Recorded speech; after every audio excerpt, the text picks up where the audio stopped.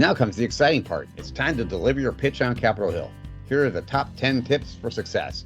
Keep these in mind before, during, and after your meetings. Number 1, be clear on the goal.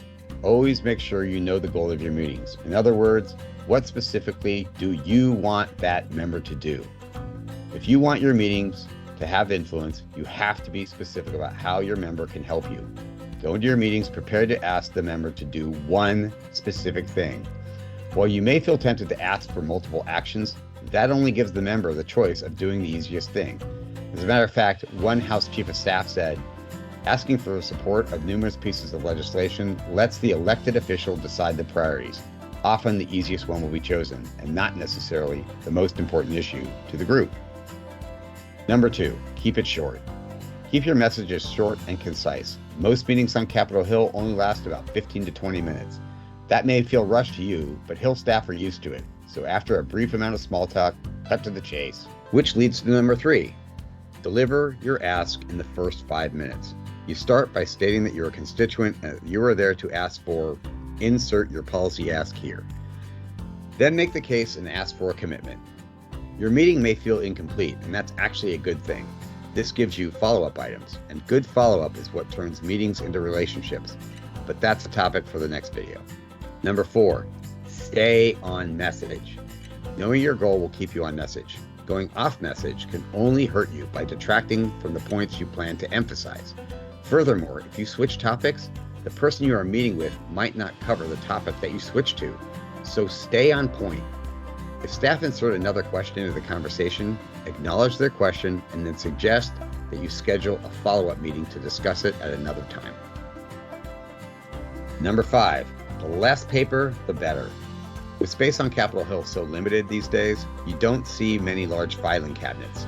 If you give staff lots of paper, they will accept it politely, but they will likely toss it in the recycling bin before the door even closes behind you. So provide your meeting materials electronically.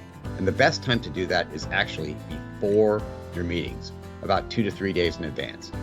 That gives the people you meet with a chance to review the materials and to prepare for their meeting with you. And in many cases, that's like hitting the fast forward button, because you won't have to spend time explaining issues and concepts already covered in your meeting materials. Number 6, know your issue. While you're not expected to be fluent in Capitol Hill jargon and insider politics, you want to be conversationally fluent about matters relevant to the issue you'll be discussing in your meetings. Things you'll want to know include things like bill number, the committee that the bill's been referred to, the bill's status, and the next step in the legislative process. Number 7, know who you're talking to. Before conducting a meeting on Capitol Hill, research the members you'll be meeting with. Even if you only have 5 minutes before a meeting, use that time to do a quick Google search to check the basics like the member's party, whether they serve in a leadership position, and their committee assignments. But most importantly, know whether they've taken a position on your issue. You don't want to embarrass yourself by asking a member to co-sponsor a bill that they actually introduced. Number 8, connect your issue to the member. Since you've done your research, think about how you can connect the issues you care about to those your member cares about. I'll talk more about customizing your pitch in a later video, but don't forget the one thing every member of Congress cares about, and that's their constituents.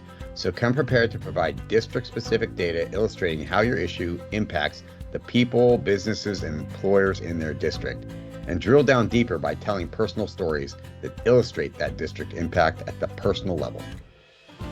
Number 9, respect staff. This will likely shock you, but 1 out of every 4 congressional staff report constituents are frequently rude during meetings. How does that even happen?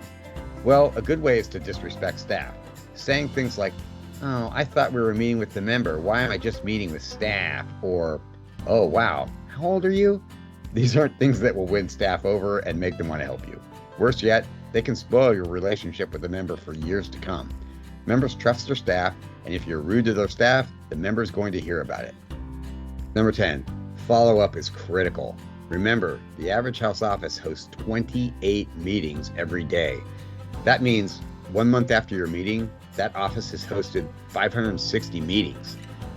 Following up puts your issue back on top of the pile, and it also tells the office that you take your request seriously, and they should too.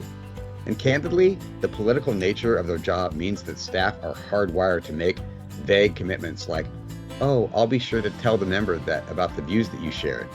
They're counting on you not to follow up about whether they decide to take the action you requested. Following up with an email or a phone call tells the member and their staff that you know what you asked for and you expect an answer.